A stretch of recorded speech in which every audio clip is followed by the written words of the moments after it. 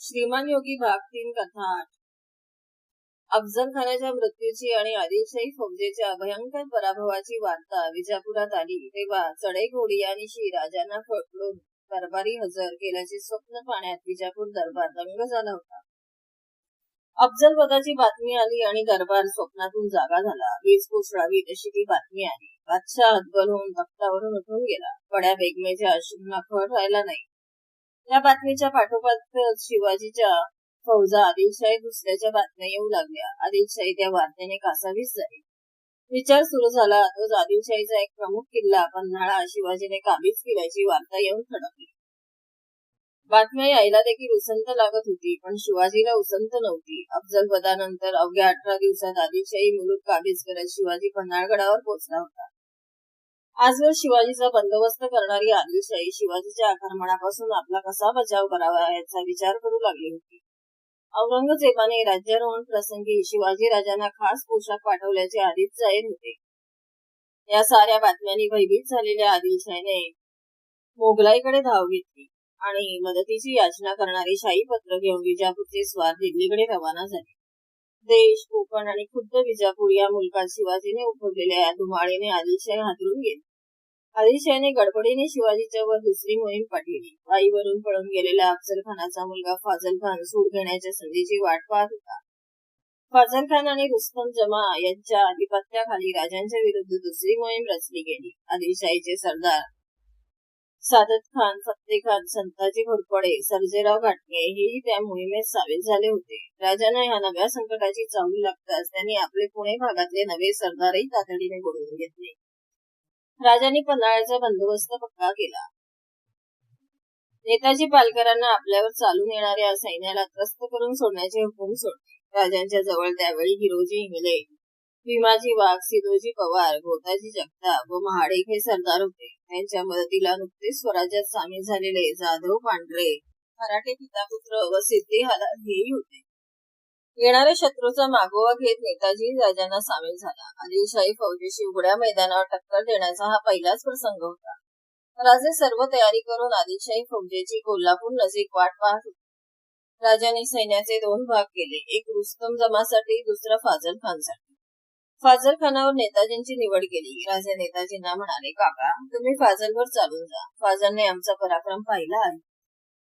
तो धास्तावलेला शत्रू आहे। पहिली धडक जोरानं तडफेने द्या। त्याचं उरलं सुरलं धैर्य नाहीसं होईल, तो पळून जाईल। आणि राजे आम्ही रुस्तम जमावर चालून जाऊ। रुस्तम जमाचा आणि आमचा स्नेह आहे। आम्ही चालून येतो हे समजता तो धरसोडीचं धोरण ठेवी। फाजलचा पराभव झाला की तो त्याच्या पाठोपाठ जाईल असा आमचा अंदाज आहे।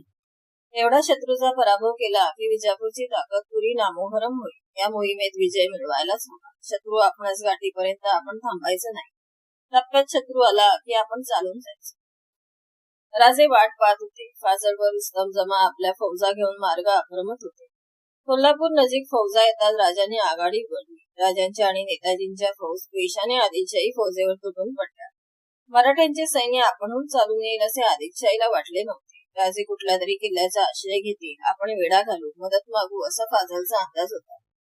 पण समोरून धुळीचा पर्वत उभा करत येणारी मोठी मराठी फौज पाहताच फाजल गांगरून गेला। काय होते हे कळायच्या टापांचा आवाज घुमवत एखादा वळीव गर्जना करीत कोसळावा तसा मराठी फौजेचा तडाखा फाजलवर कोसळला। एकच रणकंदन सुरू झाले।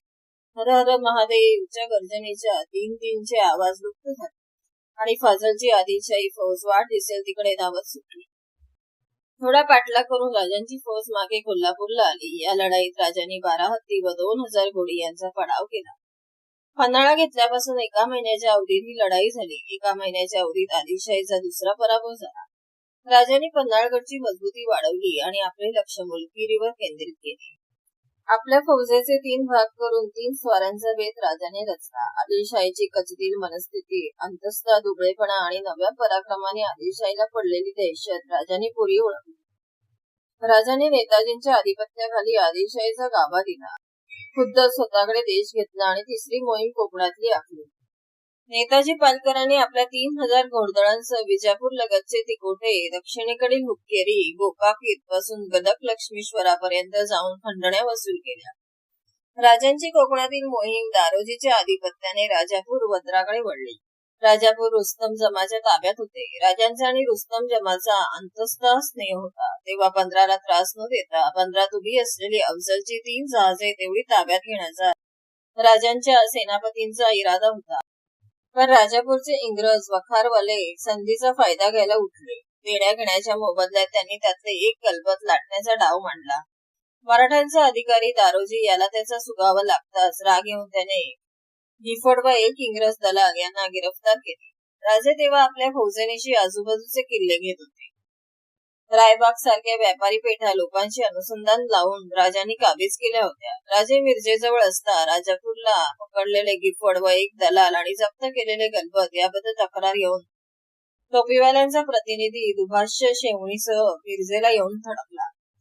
गंगाधर पंतांनी टोपीकराला राजांच्या पुढे हजर केले. राजांनी सर्व तक्रार ऐकली. इंग्रज धूर्त हे राजांनी ओळखले होते, पण इंग्रजांचा आणि रुस्तम जमाचा स्नेह राजांना माहीत होता. रुस्तम जमा फोंडा काबीज करून राजांच्या विरुद्ध उभ्या ठाकलेल्या कुडाळ सावंताचा आदिलशाहीच्या वतीने समाचार घेत आहे हे राजांना माहीत होते.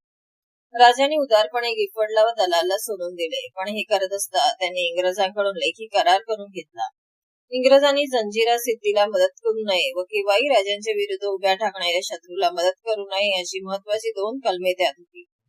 हा करार करून कैदी केलेले दोन्ही इंग्रज व त्यांचा जप्त केलेला माल राजांनी परत केला. सर्व मुलुकभर चाललेली लुटालूट, गमावलेले किल्ले, फाजलचा झालेला पराजयाने आदिलशाही अक्षरशः गर्भगळीत झाली. या घालमेलीतच शिवाजीराजे आता विजापूरवर स्वारी करून आदिलशाहीला विजापूरच्या गादीवरून काढून त्या जागी दुसरा सुलतान नेमणार अशी बातमी विजापूरला येऊन थडकली. विजापूर दरबारचे खलबत बसले. अली आदिलशाहीने कुर्नूलचा पराक्रमी सरदार सिद्दी जौहर याच्याकडे धाव घेतली. सिद्दी जौहर हा युद्धनिष्णात, राजकारण जाणणारा व तडफेने मोहीम चालवणारा सरदार होता. आदिलशहाने त्याचा मोठा सन्मान केला.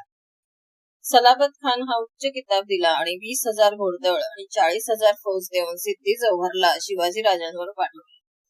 सिद्दी जौहरला मदत करण्यासाठी आधीच्या लढाईत पराजित झालेले फाझल खान व रुस्तम जमा हेही होते. विजापूरहून सिद्दी जौहर जेव्हा निघाला तेव्हा राजे मिरजेच्या वेढ्यावर होते.